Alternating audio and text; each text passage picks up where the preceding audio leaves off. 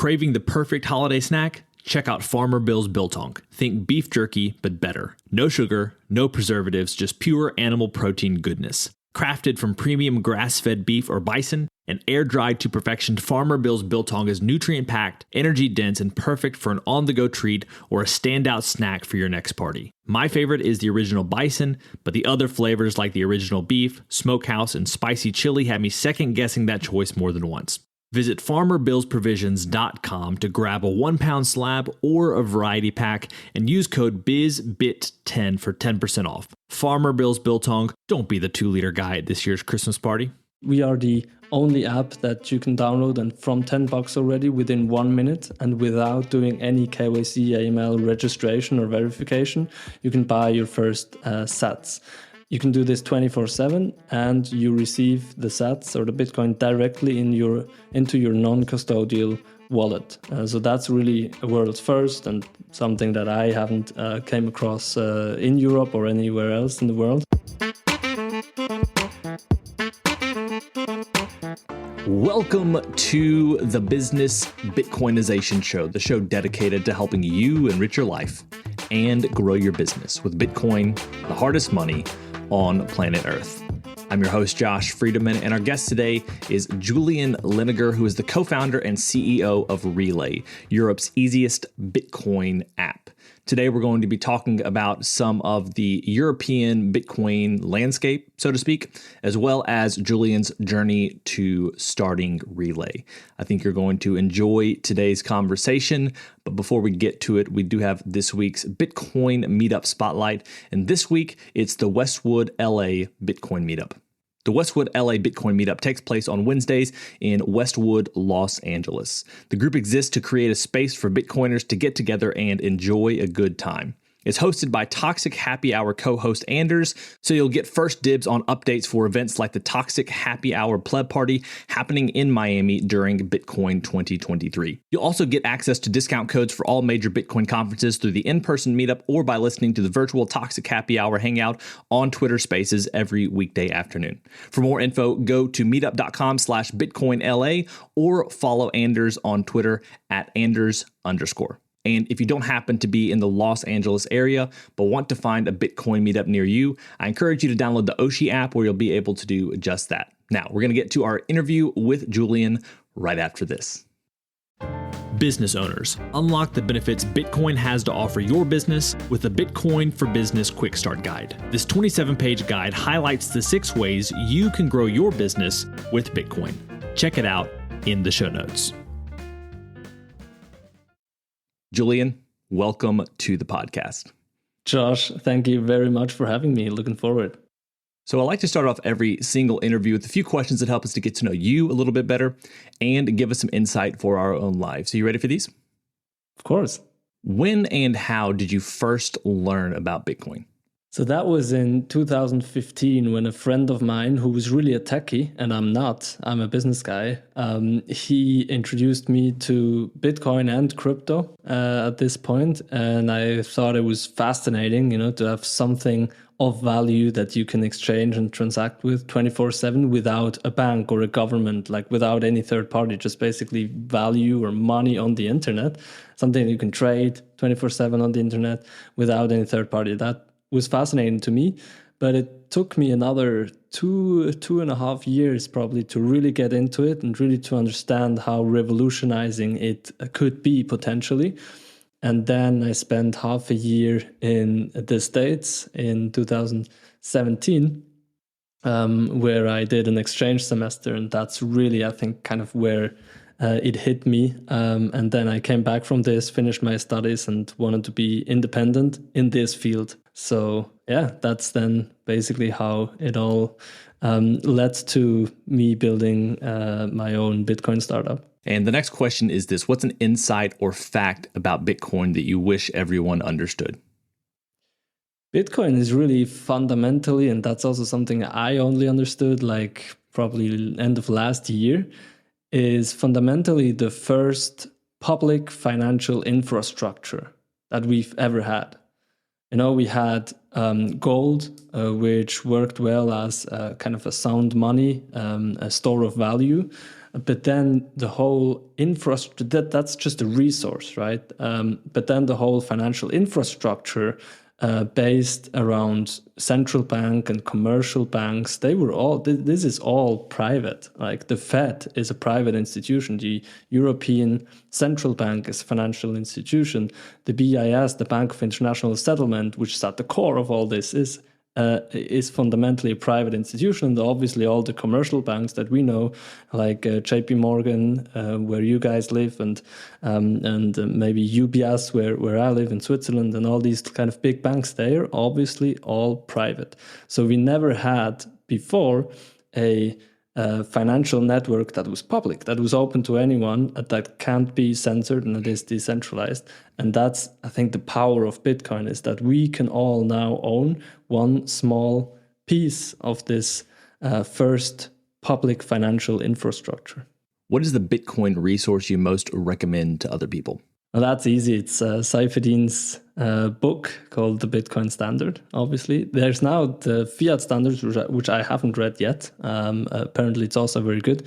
But the Bitcoin Standard is really, I think, something that for someone who has a bit of time to devote, like maybe a month or two, or however long someone takes to read the book and understand the book, it's mind-blowing. And I think it's really changing everyone's view, no matter how critical this person is, that we really have a problem with our current fiat-based financial system, and that we need something like a Bitcoin-based financial system. And you probably won't be surprised to hear that's the most recommended resource. The Fiat Standard is also excellent. I have read that. It is thicker than the Bitcoin Standard. I may have enjoyed it a little bit more.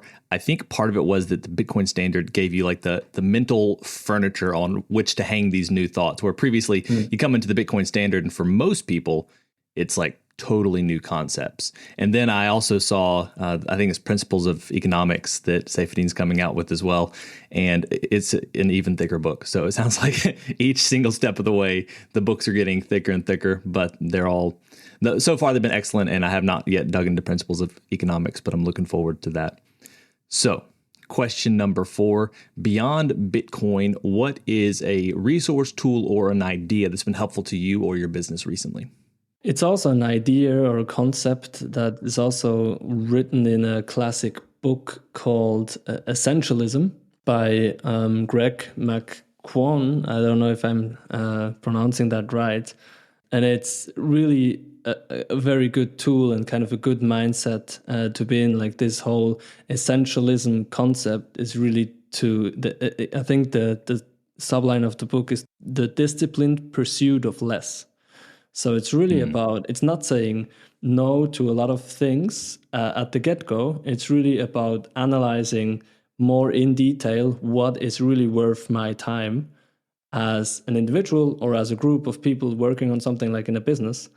Like really having a good overview of what options are there, and really analyzing or deciding which one to go for, because the time that we have is really our most valuable resources. And we really want to make sure that every day, every hour is spent on something that is worthwhile, right? In order to achieve the goal that I want. And the thinner we spread into different activities, the less power we can bring to the floor. If we only focus 100% on one thing, then with this, we can really make a big impact and a big progress. And I feel like that for me personally, but also for our business has already changed quite a lot, even though I'm not even through the book yet. So question number 5, our final question, we call it our arbitrary but insightful question, is this. As a general life principle, is it better to ask why or why not? Yeah, I think generally it's why not, right? I mean, that's how opportunities arise. That's how, I guess, businesses are built. That's how innovations are coming to life, is not, being closed to things, but as a principle, being open to new things. It doesn't matter that, again, coming back to the essentialism approach, that then all these options are being pursued, but definitely one should be open to pretty much anything. And so, for example, also I am teaching a course about Bitcoin and crypto finance for Swiss bankers. We had more than 600 bankers taking this course in the last 3 years. And usually these bankers are kind of more in the why approach, right? Why should we do this? Is this making us money? Is this saving costs? And you see that at the beginning of this course, usually these people are very close-minded to something like Bitcoin or crypto. And then we are also trying within these 3-day course to get them to a why not mental model. Where okay, let's look at this. What new innovations is this bringing? What new concepts? How could this maybe change the world to a better? And also, then a lot of opportunities to make money and stuff like that can be built around it. Obviously, there's a whole ecosystem and industry that can be built around it. But I think to be open for a new future and for a lot of good things to happen requires kind of a why not attitude. Meet Linkster, your premier Bitcoin-focused advisor. Linkster caters to businesses, institutions, family offices, and high-net-worth individuals. They merge your unique financial goals and needs with Linkster's Bitcoin expertise to craft your own sustainable plan to preserve and grow the value of your hard-earned profits and retained earnings. And Linkster is not just advice, it's tailored execution. Connect directly with the founder by visiting linkster.com. That's LYNCSTER.com. Linkster. Secure your future with Bitcoin. Today's episode of Business Bitcoinization is proudly brought to you by Velis Commerce, where the future of business technology meets Bitcoin. As we journey through the era of Bitcoin and its transformational impact on businesses, there's one name that stands out: Velis Commerce. Whether you're looking to build a cutting-edge website, a seamless mobile app, or custom software, Velis is your go-to team. They've been diving deep into the world of Bitcoin since 2014, making them one of the most experienced groups for integrating Bitcoin and Lightning payments into a variety of digital platforms. But here's what truly sets them apart. Velis Commerce doesn't just build. They bring a wealth of knowledge to ensure your project's success from day one. Their team understands the nuances of Bitcoin, ensuring that your business stays ahead of the curve. And for all business Bitcoinization listeners out there, Velis Commerce is offering a free consultation to kickstart your project the right way. So if you're ready to future-proof your business in the coming age of hyper-Bitcoinization, head over to veliscommerce.com or reach out on Twitter at veliscommerce. Let's make sure your business thrives in the Bitcoin era. Excellent. Well, today, Julian, we're here to talk about Relai and what you guys are doing when it comes to Bitcoin in Europe. I'd love for you to just start off by sharing with us a little bit about the business and where you're looking to go. Yeah, absolutely. So I'm now 30 years old, and when I started Relai, it was around 3 years ago. When I studied in the US, it was 2017, so 6 years ago, and I came back and I finished my studies and I finished work. I still had like a half a year or a year worth of work at a consulting business. But I already knew like I want to do my own thing, and I knew the thing that I'm most passionate about is Bitcoin. And so I started the first business, a consulting business, because that was the only thing I knew is Bitcoin and consulting. So I thought, why not open a Bitcoin consulting business for financial institutions? Because I saw that really banks and asset managers, they are very far away from this whole Bitcoin and decentralized finance topic. And I thought somehow we need to bring these two together. I was not super successful, I would say. We had a couple of good projects. We had some nice clients, bigger private banks and retail banks in Switzerland, but it didn't really, take off. But out of this other course that I mentioned, it's called CCFE, where we have then educated really a lot of bankers. This was a good bootstrapped, business that is now also generating free cash flow, which is nice. But I'm not operationally involved anymore. In the end, what really, was my big passion and what became the project I wanted to pursue on the long term was Relai, which we founded or went live with in 2020, summer 2020. So exactly pretty much 3 years ago. And we set off with the mission of just bringing Bitcoin very easily to everyone, because our thesis is that in the next 10 years, billions of people and trillions of dollars will flow into Bitcoin. And there needs to be a super easy way for everyone, like small investors, big investors, but not only individuals, but also businesses, to acquire and get access to Bitcoin. And that's really what we are pursuing every day. We have since, like in the last 3 years, raised around 7 million in venture capital in 3 rounds. We have built a team of a bit more than 20 people now. And we are growing well with around 200,000 app downloads and around 65,000 active users across Europe, mainly in Germany, Switzerland, but also in other countries like France, Italy, Spain. And yeah, that's still what we're doing every day. So in the opening, your bio said that Relai is Europe's easiest Bitcoin app. What makes it that way? And also, if you could talk about maybe how the European Bitcoin framework is maybe legally. Like, can any country use Relai, or are there other things to take into consideration? Yeah, good question. So first is why are we the easiest? We are the only app that you can download and from $10 already within 1 minute, and without doing any KYC, AML registration or verification, you can buy your first sats. You can do this 24/7, and you receive the sats or the Bitcoin directly into your non-custodial wallet. So that's really a world's first, and something that I haven't came across in Europe or anywhere else in the world.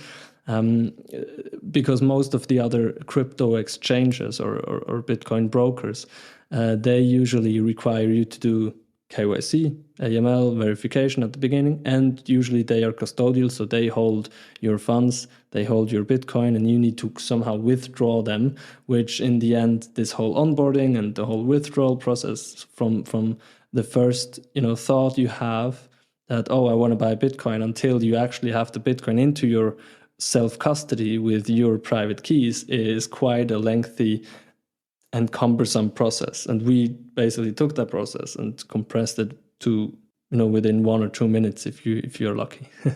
And so that's really what sets us apart. Now in Europe, it's kind of I don't know, maybe it's a bit more complicated than in the US, because there's so many different countries and different jurisdictions, but also there's the EU. So the EU is really, I think, 40, 42, 44 countries. So almost all the European countries are in this kind of organization, which is called the EU. They have the same currency, it's the euro. But they used to have all different currencies 20 years ago when the euro didn't exist, or 30 years ago. I don't know when the euro came into existence, but before, they all had their own currencies, and they still have their own economies, their own cultures, right? But they have just this legal framework on top of it, which is called the EU, European Union. But there are some exceptions, and Switzerland is one exception. UK is another. So Switzerland has always been independent. The UK is now, for a couple of years, independent since the Brexit. So they basically are not part of this. And so we, as we are based in Switzerland, we're not part of this. We can, and that's also, by the way, a reason why we can do this no KYC, no AML Bitcoin onboarding, is because in Switzerland, there's a law that says up to 1K per day and 100K per year in money exchange is not, does not require such verification, which is very nice, because you can go to a bank, for example, and exchange 100 Swiss francs to a bit of gold, and you can walk out without doing any verification, AML, whatever. But that's not true for Europe. If we are, though, like for the EU, we are offering our broker service from Switzerland to other European countries. That works. But we cannot really actively market it, So it's not that we can we cannot run ads targeted to Italians, for example. We can only do targeted marketing in Switzerland. So that's a bit of a problem. But we can be open, if they find out about us more passively, then everyone can use us. That's also why we have a lot of users in Germany, Italy, France, Spain, etc. Now, there's a new legal framework coming up from the EU, which is called MiCA, Markets in Crypto Assets. It has just been voted in by the European Parliament 1 or 2 weeks ago, so in April 23, and it will come into effect by the end of 2024. In this process now, or in this time span, every company needs to become fully compliant with this new MiCA, and there's also a new license that if a company wants to be active in the EU, needs to acquire. So we now have a Swiss broker license, or a VASP license. It's called Virtual Asset Service Provider, and we will be soon in the process of getting a actual MiCA license in another country. So maybe in Germany or France or Italy, which then will give us access to the rest of Europe, if that makes sense. So it's a bit, it's a bit of a depends. It depends answer. So first of all, I didn't know about the non-KYC side of things. That's really cool. Is it possible for someone in the United States to purchase through Relai, or does it still have to be within Europe? Yeah, no, currently we are just really only available in European countries. Yeah. But in the US, there's a lot of good providers as well, like Swan, for example, or River Financial, which probably your listeners are aware of. They're not no KYC, because this is really a thing that I think wouldn't work in the US. It's really a Swiss thing that now still works in the EU. But as said, once this new MiCA regulation really comes into effect, this will also be gone. So from 2025 on, we will not be able to offer this non-KYC service anymore for EU countries. For Switzerland, we can still do it, but not for the others. What is it like in Switzerland right now when it comes to Bitcoin? I know that, Switzerland has been held up as the standard when it comes to banking in a lot of people's minds for years. I know the whole Credit Suisse situation probably calls some of that into question. But generally speaking, would you say that the sense about Bitcoin in Switzerland is pretty open? Are people open to the idea, or do they see it as something that undermines some of what has brought them accolades from the world for so many years when it comes to their banking system? Yeah, pretty much. So, I mean, there's a bottom-up and a top-down approach to this. So the bottom-up approach is like there's one number I have in mind is around 15 or 16% of Swiss people already have, bought Bitcoin or invested in Bitcoin and other cryptocurrencies. So and most of the people that you talk about here, they know about Bitcoin. They have educated themselves a little bit about Bitcoin. Some are still skeptic, obviously. Some are more positive or open to it. But it's also a topic that is a lot in the media. So I feel like, yeah, we're pretty much open to it as a nation, or like our people. Then the top-down approach is we're also very open in terms of the regulatory approach, the government approach. In 2018, we had one of our highest politicians. So we don't have one president, but we have 7 members of the Federal Council. And one of these at a big conference said that he wants to make Switzerland the crypto nation of the world. We already have the Crypto Valley, which is Zug, a rather small city in Zurich, but that attracted a lot of media attention, and also big foundations like the Ethereum Foundation and the Tezos Foundation. A lot of crypto activity, but at least, it started a lot of this crypto and blockchain-based industry. Zug was also quite early in accepting Bitcoin and I think other cryptocurrencies as a payment for taxes. So these local governments and also the national government is very open to this idea, to this innovation.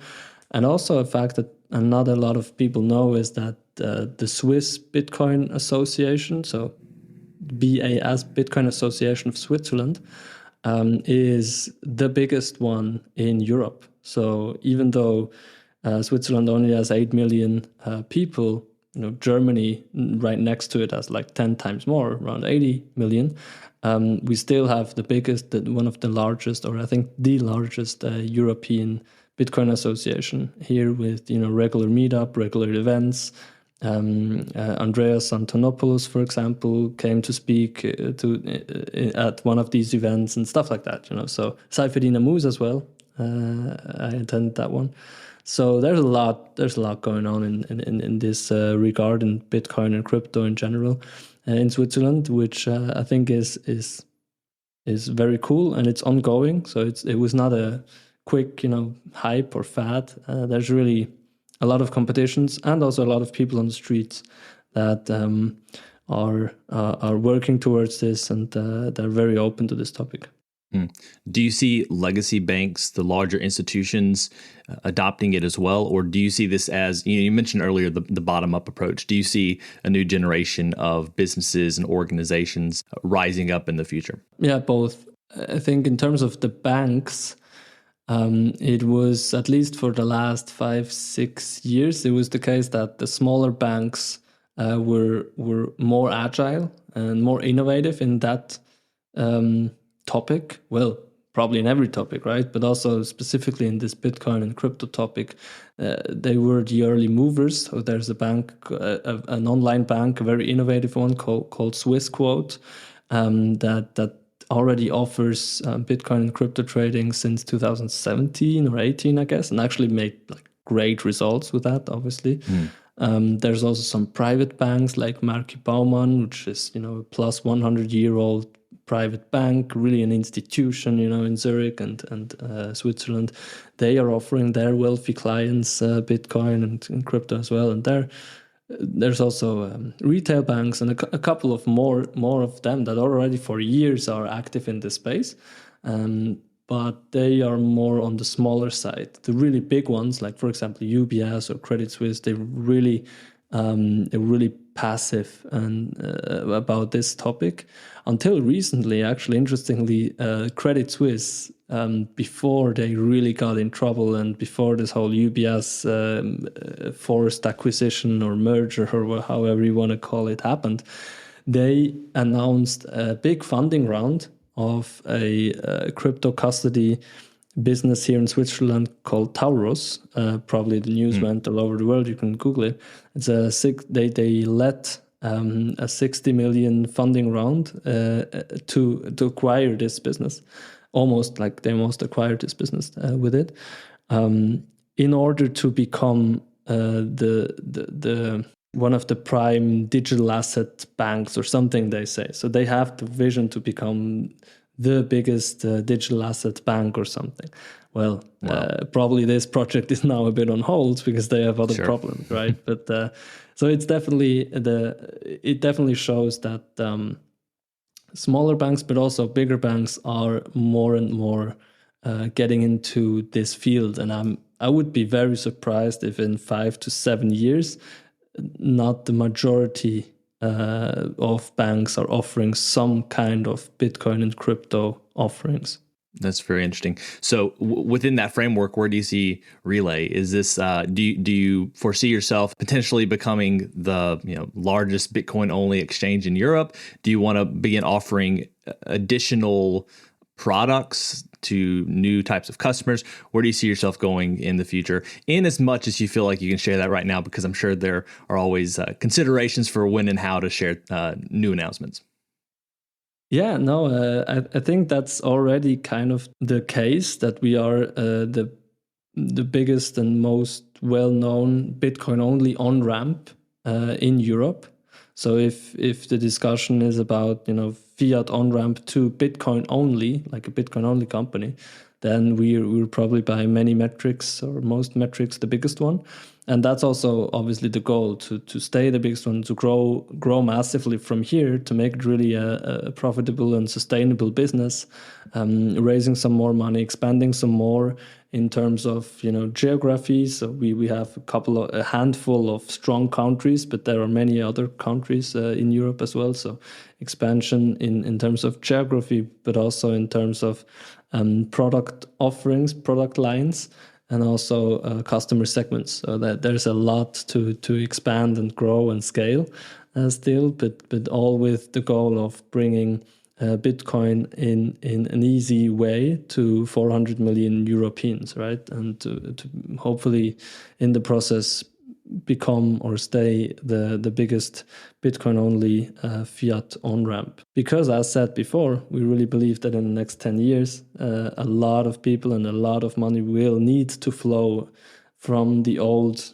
broken fiat-based financial system to the new sound Bitcoin financial system. And we're the bridge to that, really facilitating, making it easy for people to do this step. I tell you what, though, if any Europeans are listening right now, take advantage, as I'm sure you probably already are, take advantage of this KYC free opportunity until sometime in 2025, you said? That's such an incredible opportunity. It seems like such an easy way to get those KYC free sats. And I really wish an opportunity like that were as simple here in the United States. I know there are ways to do it, but that's an incredible opportunity. So for Europeans who are listening to this right now or may listen to it in the future, take advantage of that because that's such an incredible opportunity. Julian, before we finish up, any final thoughts that you might have? I'd appreciate it if you'd share those for the audience. And then if you would share with people where they can go to find out more about you and Relai. Of course. Thank you. What's on my mind as a final thought? I mean, what's really interesting to me, but I'm sure I'm talking to the wrong people here now, because everyone that is listening to your podcast or any Bitcoin podcast out there is already kind of waking up to the fact that our financial system is broken. But for me, it's still fascinating to see where we are at now, and it's great for us as like the young generation really to live through that.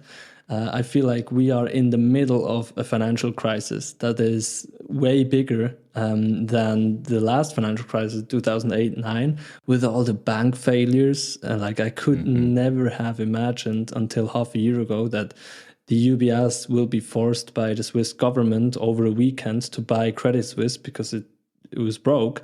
This is really crazy to me, and a lot of these things like the First Republic Bank and Silicon Valley Bank failure and all these failures that are kind of being bailed out, like these huge banks that are being bailed out indirectly by the government, and these trillions of dollars that are just printed out of thin air to kind of save the economy somehow, but then creating these huge inflation rates, which are around 8 to 10% officially, way higher than 20% unofficially. Really, our money is melting away within 10 years or smaller than 10 years time frames. Our money is cut in half, or the purchasing power of our money is cut in half. All these things, like people need to wake up to that. People on the street, and I know that the people that are listening to your show here are probably already aware, but please tell your friends and tell your family as well that like they probably want to act a little bit.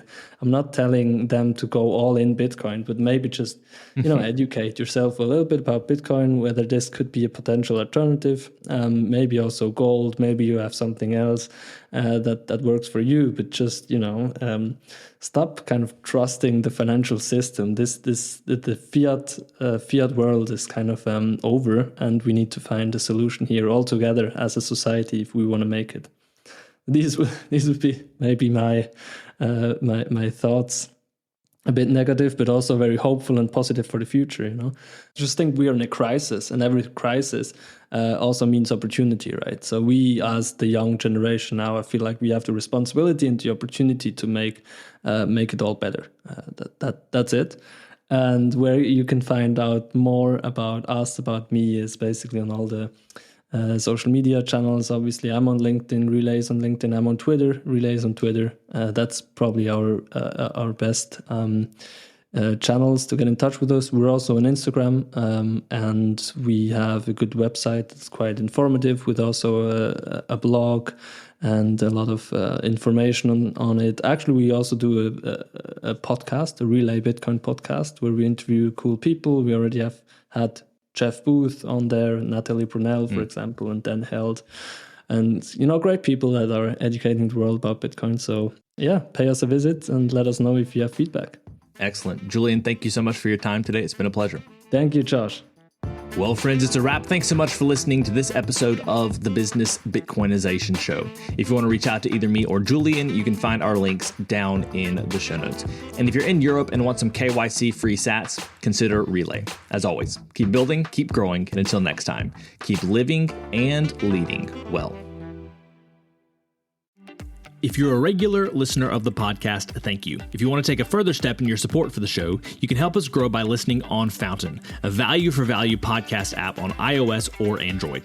If you hear something you like that you disagree with or anything else, you can share it by sending some sats and adding a comment with your thoughts. Some of you have already done this, and I appreciate it. I'm going to begin reading your boosts on upcoming episodes, so if you have some insight or value to add, let the people know. Getting started with Fountain is easy. You can add Bitcoin to your Fountain wallet by using your fiat accounts or any Lightning wallet.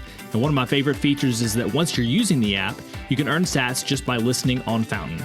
Check out the link in the show notes to get started with Fountain today.